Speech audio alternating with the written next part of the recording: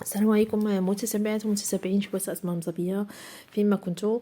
إن شاء الله بديت معكم في سلسلة اقتراحات ديال الفطور ديال الشهر الكريم. هذا اليوم الثاني ديال الفطور اللي صورت معكم. اليوم الأول ما شاركتوش معكم لأني ما كنتش في الدار. على بركة الله غنبدا الفيديو ديالي بواحد العصير، يعني كيجي هو لا باز.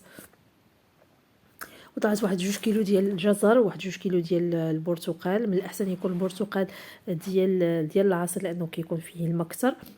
قشرت البرتقال بطبيعه الحال وحيدت له داك الجلده اللي كتكون داك البيضه، لان الا بقات شويه كتعطي المرار. وضعت واحد 2 لتر تقريبا ديال الماء، يعني فين يتغطى ليا تقريبا داك الجزر والبرتقال. غنوضعو يطيب. ملي غادي ما وضعتش السكر نهائيا. ملي يطيب غنطحنو وممكن تحتفظوا به. تشوفوا الكثافه بعدا ديال ملي غطحنوا، تشوفوا الكثافه ديال العصير جاكم ثقيل غادي تزيدوا الماء. لان هاد العصير كيعطينا كميه كثيره. ممكن الاحتفاظ به في الثلاجه، ممكن الاحتفاظ به في المجمد.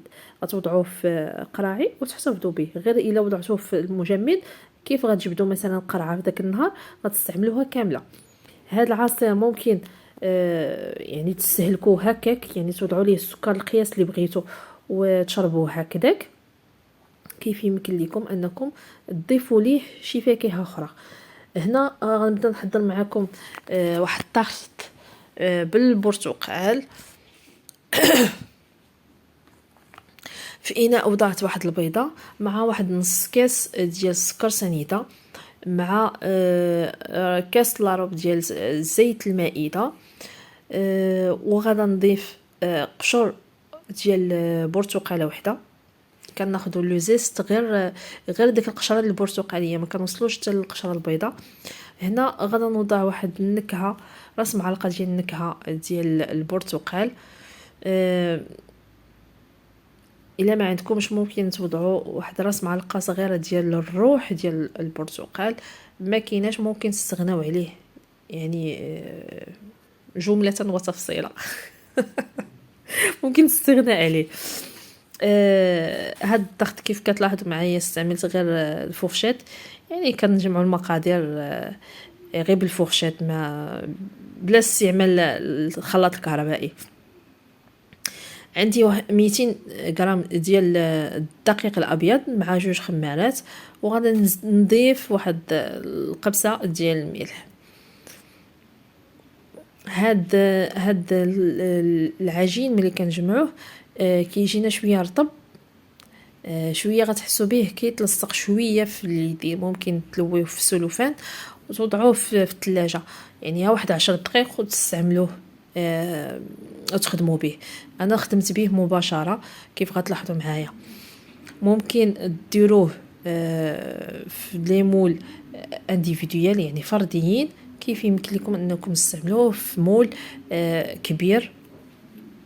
غير الا وضعتوه في مول كبير من الاحسن استعملوا المول ديال الكيك، داك المول ديال الكيك اللي كيتحل من الجنب، لان غادا نوضعوا من بعد الكريمه باش يصلح لكم كيفاش تهزوا داك لا طاخت ديالكم ملي تكون عامره بالكريمه. عفوا.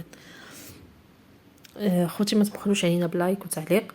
ولا كنتوا اول مره كتشاهدوا القناه ما تنساوش ابوناو في لاشين وتضغطوا على زر الجرس هكذا باش يوصلكم ان شاء الله كل جديد.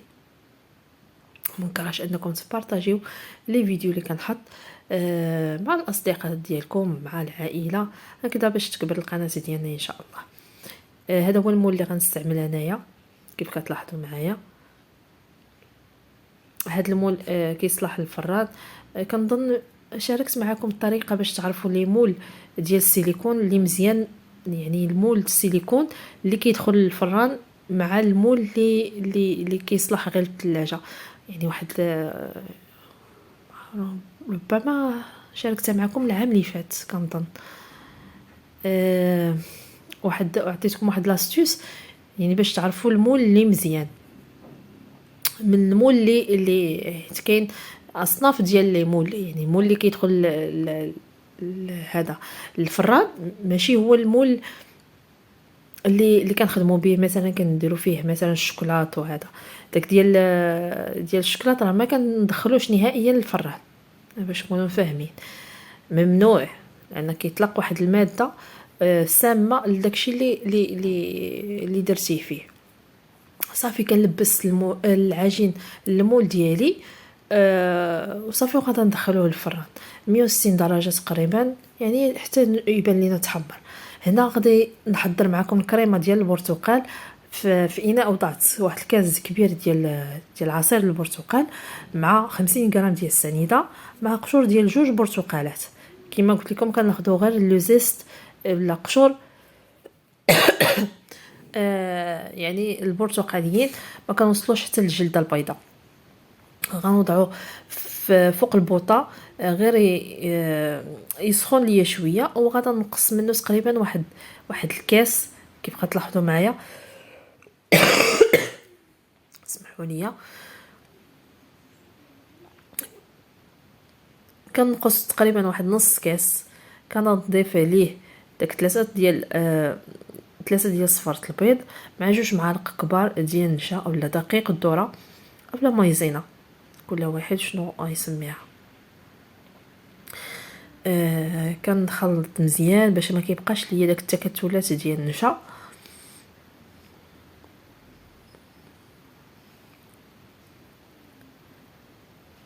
لاحظوا معايا، كنحاول نحل داك سميتو داك الحبيبات ديال النشا، لان ضروري ما غيتكور لكم. صافي من بعد غادا نرجع الاناء الاول فوق البوطه، وغادا نضيف عليه داك الخليط ديال صفرة البيض مع النشا مع العصير اللي كنا زولنا المره الاولى ديال الليمون. هنا غنبقى نستمر في التحريك حتى كيصبح ليا الخليط عاقد شويه. كيف غتلاحظوا معايا، ما يمكن ليناش في هاد المرحله، ما يمكن ليناش اننا نخليو الطنجره اولا الكاسرونه فوق البوطون وحنا نمشيو نقضيو شي حاجه اخرى. لا، خصك تبقاي واقفه عليه مع التحريك. هنا غادا نضيف من بعد ما حيدته من فوق البوطه، غنضيف يعني واحد شويه ديال النكهه ديال البرتقال، اولا كما قلت لكم الروح ديال البرتقال. ما كاينش ماشي مشكل، ممكن الاستغناء عليها. وغادا نضيف واحد المعلقه صغيره اولا طريف ديال الزبيده كما لاحظتوا، وغادا تذوب لينا داك الزبيده في داك الصهد ديال الكريمه. صدقوني هاد الطاخت جات رائعه رائعه بالنكهه ديال البرتقال، جات رائعه. بالنسبه لاي شخص او لاي اخت يعني جربات شي وصفه من الوصفات ديالي، ممكن تبعت لي صور في الانستغرام. راه الانستغرام عندي بنفس الاسم ديال القناه، غير هي بالفرنسي مكتوبه شيوات اسماء المصابيه. غنخليها لكم ان شاء الله في صندوق الوصف. هنا من بعد ما طابوا لينا ديك لي طارت، يعني كنوضع فوق منهم مباشره داك الكريمه وكان كنليسيو الوجه ديالها هكذا باش يجينا الوجه ديال الطاخت مفيني. حنا غنحضر معكم واحد دي سيغار بحشوه اللي هي بسيطه، والاهم انها بنينه بزاف بزاف. في كاسرون في مقله وضعت شويه ديال الزبده مع شويه ديال الزيت، وضعت جزر مبشور بشكل طولي كيف كتلاحظوا معايا. غنخليه يدبل شويه، وانا في هذا الاثناء راني كنوجد القريعه اولا الكورجيت، حتى هي كنحكها. هنا ضفت على داك الجزر داك الكورجيت اولا القرع الخضراء. القياس اللي وضعت تقريبا درت 4 ديال جزرات، 4 غير هما كان الحجم ديالهم شويه كبير. ونفس الشيء بالنسبه للقرعه الخضراء، 4 ديال القرعات حتى هما حجم كبير حتى هما. هنا غادا نضيف 4 ديال البورو قطعتهم في الهشوار. نصيحه من عندي، اللي ما عندهاش الهشوار تمشي تشريه، لان آه الصراحه رائع، رائع بزاف.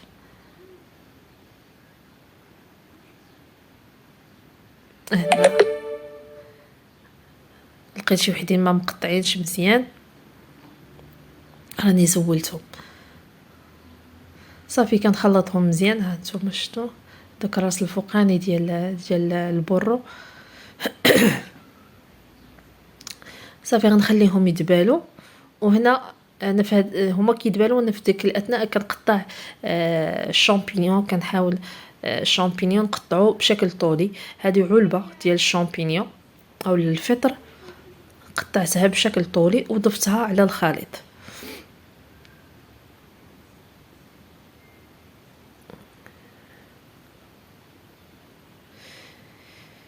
غادا نضيف تقريبا واحد معلقه ديال قزبر ومعلقه ديال المعدنوس.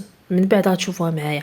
هنا زدت شويه ديال الملح، توابل، ملح، الابزار،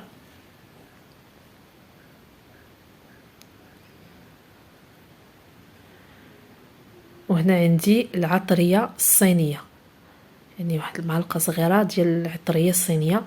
غتلقاوها عند الناس اللي كيبيعوا التوابل،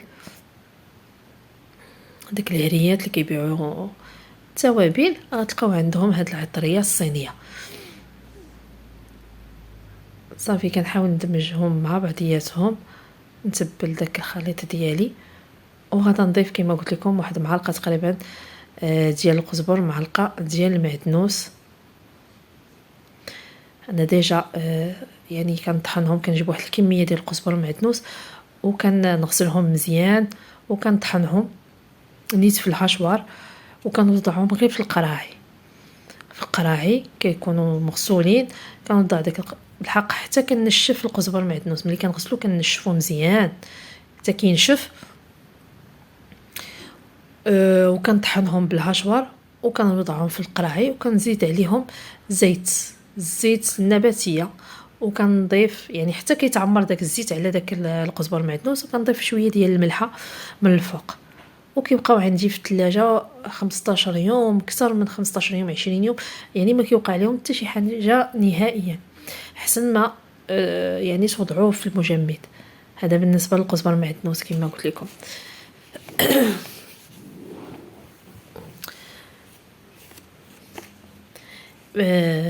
يعني صدقوني الريحه كانت داك الساعه طالعه روعه روعه روعه. نتمنى انكم تجربوها، راه بسيطه ويعني يعني مكوناتها متواجده في كل بيت. بالنسبه للعطريه الصينيه، الا ما لقيتوهاش ممكن تستغناو عليها، يعني فقط تبلوا بالملح والابزار. صافي. هنا من بعد ما نشف ليا الخليط من داك الماء ديالو، زولت يعني داك الحشوه ديالي وخليتها تبرد. وضفت هنا في نفس المقله، درت شويه ديال صوص صوجا، وضفت هنايا 3 ديال البيضات، ماشي 2. ضفت 3 وكنخلطهم مزيان حتى كينشفوا ليا. يعني كيف كتلاحظوا كنخلطهم حتى كينشفوا ليا تماما، وكنضيفهم على داك الخليط الاول. صدقوني غتجيكم بيزار، ولكن صدقوني راه الحشوه جات رائعه رائعه. تقولوا صوص صوجا مع البيض، ولكن جات رائعه الصراحه. صافي هنايا غنخلط، ندخل داك البيض يعني مع الحشوه ديالي، وغنخليه على جنب يبرد تماما باش نعمرهم في الوريقات. هنا هاد الزلافه انا وضعت فيها شويه ديال الماء والدقيق كيف كتلاحظوا معايا. والورقه شديتها قطعتها على 4. عندي الورقه الكبيره، الورقه كنستعمل ديال البخار. قطعتها على 4. انا غنديرهم دي سيغار كبارين هكا باش ما يبقاوش شادين ليا الوقت باش ما يشدوش ليا الوقت. صافي كنرجع دوك الطريفات على داك الحشوه، وكان يعني وكان لوي كيف كتلاحظوا معايا. غادا ندير شويه ديال ديك خليط ديال الدقيق مع خليط ديال الدقيق مع الماء الفوق، هو اللي كنسد به الورقه ديالي. صافي غنستمر بهذه الكيفيه صافي حتى نكمل الكميه اللي عندي. هذه الطريقه زوينه، يعني كتحطوا الورقه حدا بعضياتها كديروا الحشوه في خطره واحده، يعني الورقات بجوجهم، وكتلويو في خطره واحده عاوتاني، يعني كتستغلوا شويه الوقت.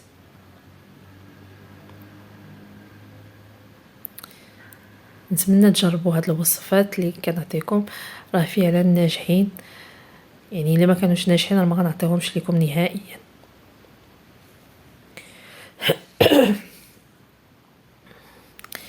تحيه لواحد الاخت يعني كنعرفها خلود، اللي جربات لاباطي ديال البيتزا ديالي وقلت لها علاش ما صورتيهاش، قالت لي نسيت، وجرباتها 2 خطرات، قالت لي رائعه.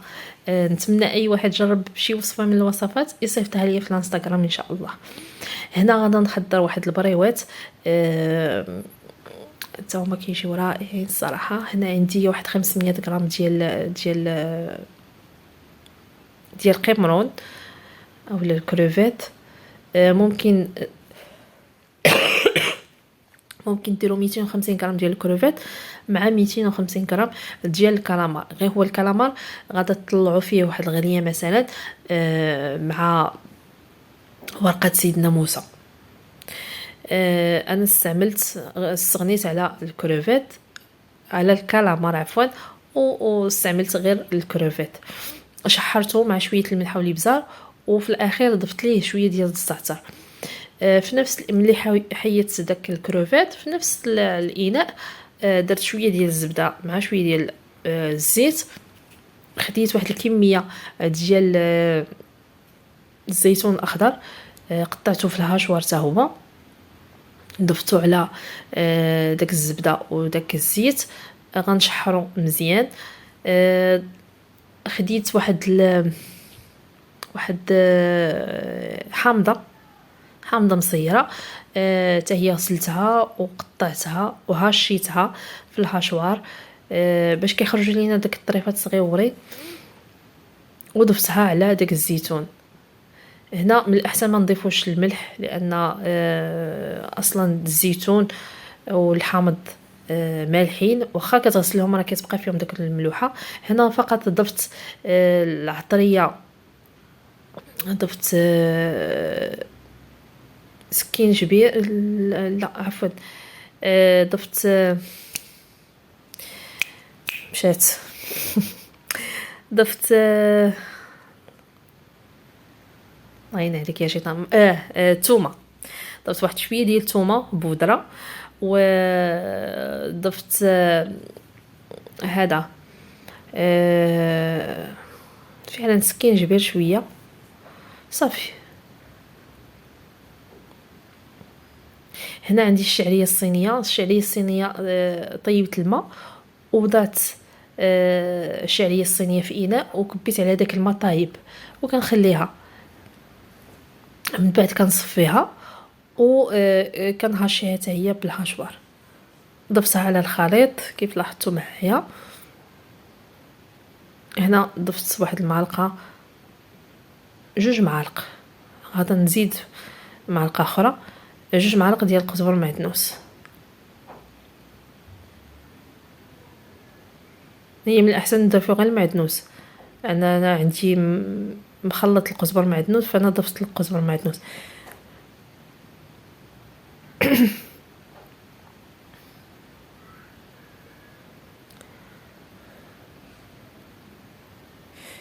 هاد الحشوه كتجي رائعه، كتجي محمضه بداك البرتقال، ماشي البرتقال يعني الحامض. كنضيف الهريسه، يعني على حسب نتوما الكميه ديال الهريسه اللي تبغيو، يعني القياس ديال الحرور اللي نتوما تبغيو.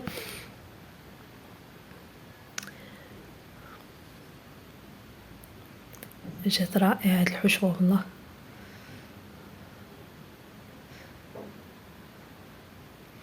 صافي هنايا راني ضافت الكروفيت، وغادا نضيف الفرomاج غابي يعني الفرماج الفرماج الحمر. كان عندكم موتزاريلا حتى هي ضيفوا واحد الكميه ديال الموتزاريلا، ما كانش عندي متوفره، فقط اكتفيت بالفرماج احمر. بالنسبه للفرماج احمر حتى هو هشيته بالهاشوار، داكشي علاش قلت لكم اللي بامكانه يشريه، ولكن يشري شي ماركه تكون مزيانه اللي غتبقى معاه. في الاخير راني ضفت واحد المعلقه ديال الجبن المدخن، يعني كيعطي واحد لوغو تا هو زويون. الجبن المدخن تا هو غتلقاوه عند بائع التوابل. صافي كنخلط هاد الخليط ديالي مزيان مع بعضياتهم ونخليه تا هو يبرد. هنا الطبيله ديالنا من بعد ما وجدات البريوات ديال الكروفيت مع داك الزيتون والحامض كيجيو رائعين. نتمنى انكم تجربوها. العام اللي فات راني حضرت معكم بسيطلات بالدجاج والحامض.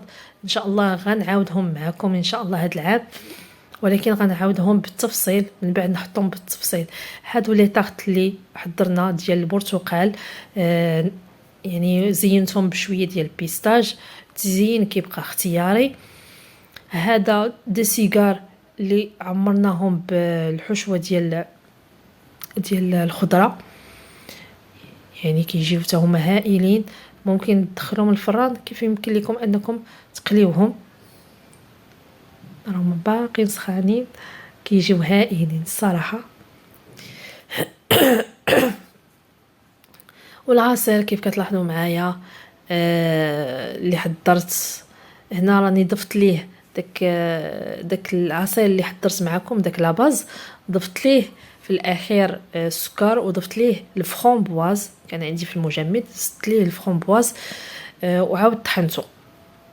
هذه الحريره من بعد ان شاء الله ونحضرها معكم. يعني جاني الفيديو طويل بزاف، ما بغيتش نحط الوصفه ديال الحريره والوصفه ديال البسيطلات حلوين. هادو تا هما جاو رائعين، هادو حضرتهم قبل رمضان ووضعتهم في المجمد. من بعد نحط لكم الفيديو ان شاء الله. جاني الفيديو طويل بزاف، ما بقى لي غير نقول لكم الا عجبكم الفيديو ما تبخلوش عليا بلايك وتعليق.